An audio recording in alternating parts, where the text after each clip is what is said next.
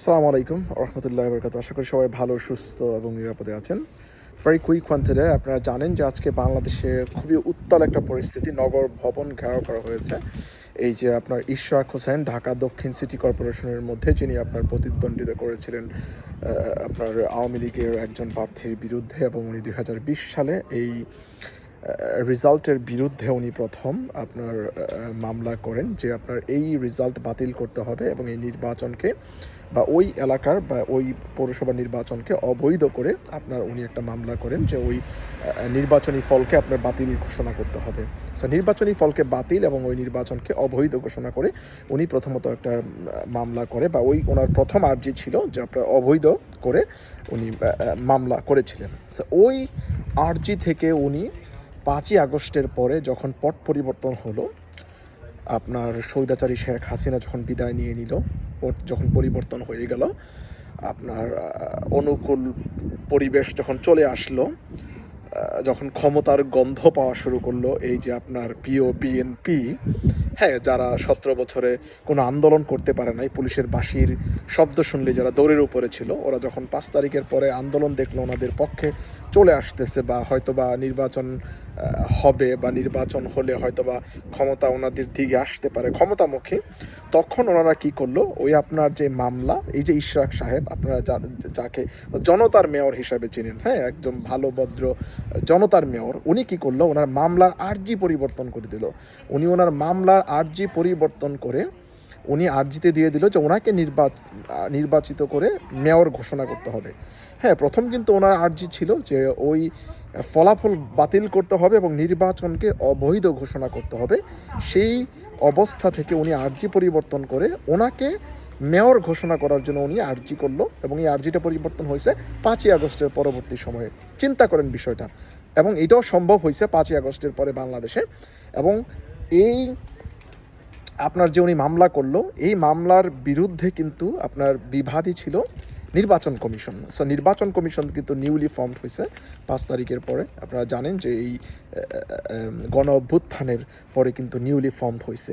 So এই নির্বাচন commission নিয়ে কিন্তু এর আগে আমি কথা বলেছি যে এই নির্বাচন কমিশনটা ঠিক কতটুকু ইম্পার্শিয়ালি অ্যাটিটিউড করতেছে, ঠিক কতটুকু ইম্পার্শিয়ালি একটা ইলেকশন উনি দাঁড় করাতে পারবে, কতটুকু নিরপেক্ষভাবে উনি বাংলাদেশে একটা ইলেকশন দিতে পারবে, নিয়ে কিন্তু অনেক জনমনে প্রশ্ন আছে। কারণ উনি ইন্টারিম গভর্নমেন্টের আগে উনি ডিক্লেয়ার দিয়ে দেয় যে কোন নির্বাচন আগে হবে, আগে কি জাতীয় নির্বাচন হবে নাকি আগে আপনার স্থানীয় নির্বাচন হবে। ওনার কনস্টিটিউশন বা ওনার আপনার অর্গানাইজেশন কোন নির্বাচনের জন্য আগে রেডি, ওইটা নিয়ে উনি আপনার মতামত দিয়ে দিচ্ছে যে ওনার আপনার ইনস্টিটিউশন আগে জাতীয় নির্বাচনের জন্য রেডি, মানে স্থানীয় নির্বাচন করার জন্য উনি রেডি না।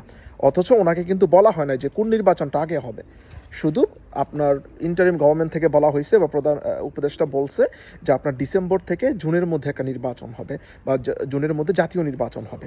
সো উনি কিন্তু কোন নির্বাচন আগে হবে এরকম কোনো রোডম্যাপ কিন্তু এখনও পর্যন্ত দেয় নাই। বাট এই নির্বাচন কমিশনার, এই যে আপনার এএমএম, আপনার কী যেন ওর নাম ভুলে গেলাম হঠাৎ করে, উনি কিন্তু আপনার ডিক্লেয়ার দিয়ে দেয় যে আপনার কোন নির্বাচন আগে হবে। সো ওনার নিরপেক্ষতা নিয়ে, ওনার ইম্পার্শিয়ালিটি নিয়ে কিন্তু জনমনে ব্যাপক প্রশ্ন আছে। সো এই ব্যক্তি কিন্তু বা ওনার নির্বাচন কমিশন কিন্তু ছিল এই মামলার বিবাদী, বাট উনি কিন্তু এই রায়ের বিরুদ্ধে কোনো আপিল করে নাই। সো আমরা কিন্তু ধরেই নিতে পারি যে এই নির্বাচন কমিশনটা ঠিক কতটুকু নিরপেক্ষ ভূমিকা পালন করছে এবং এই নির্বাচন কমিশনটা কাদের পক্ষে কাজ করতেছে।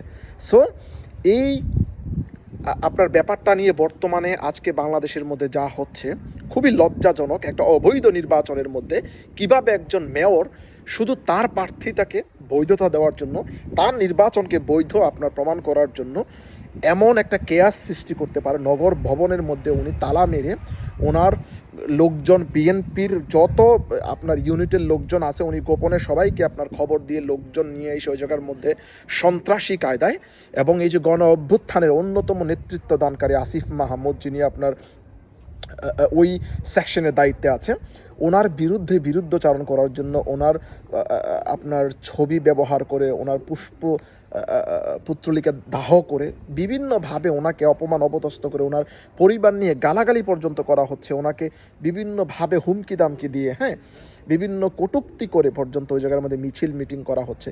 Such a shame for BNP honestly, যে কতটা ক্ষমতা লিপ্স একটা দল হতে পারে ৮-৯ মাসের মধ্যে। চিন্তা করেন যে দুর্নীতি, চাঁদাবাজি, লুটপাট থেকে ওনারা এমন কোনো জিনিস বাদ নাই যে ওনারা করে নাই। তারপরেও আজকে একটা অবৈধ নির্বাচনের মধ্যে নিজেদের একটা আপনার ইউনিটের নির্বাচনকে বৈধতা ঘোষণা করার জন্য ওনারা কনসার্ট গান বাজায়া কনসার্ট করতেছে, আর নগর ভবনের মধ্যে তালা মেরে আজকে ওনারা ওনাদের শক্তি প্রদর্শন করতেছে। সো আমি মনে করি যে সরকারের সময় আসছে এই সন্ত্রাসবাদদেরকে আপনার দমন করার জন্য। আওয়ামী সন্ত্রাস দমন করা হয়েছে বাংলাদেশ থেকে, এখন এই বিএনপির এই চাঁদাবাজরা ও সন্ত্রাসী শুরু করে দিছে। সরকারের সময় আসছে ওদের বিরুদ্ধে শক্তভাবে ওদের বিরুদ্ধে দমন করার জন্য। এবং এই যে ওরা আপনার বিভিন্নভাবে কেয়াস সৃষ্টি আপনার করতেছে বাংলাদেশের মধ্যে, এবং সরকারের অন্যতম একজন আপনার মন্ত্রী মানে পদমর্যাদার একজন লোককে নিয়ে, এই যে আসিফ মাহমুদকে নিয়ে ওনারা এইভাবে ব্যঙ্গ করতেছে এবং এইভাবে ওনারা বিরুদ্ধচারণ করতেছে, এর বিরুদ্ধে আইনি ব্যবস্থা নেওয়ার জন্য অতি শীঘ্রই। এবং উনি কিন্তু শুধু একজন সরকারের মন্ত্রী, আপনার পদমর্যাদার একজন ব্যক্তি না, উনি আপনার এই গণ অভ্যুত্থানের অন্যতম একজন ফ্রন্ট লাইনের যোদ্ধা। সুতরাং ওনার বিরুদ্ধে কোনো কথা বলা মানে হচ্ছে জুলাই আন্দোলনের, জুলাই যোদ্ধার বিরুদ্ধে সরাসরি অবস্থান নেওয়া। সুতরাং বিএনপিকে সমুচিত জবাব দেওয়া উচিত আমি বলে মনে করি সরকারের পক্ষ থেকে। That's all for saying today. আসসালামু আলাইকুম ওয়া রাহমাতুল্লাহি ওয়া বারাকাতুহু।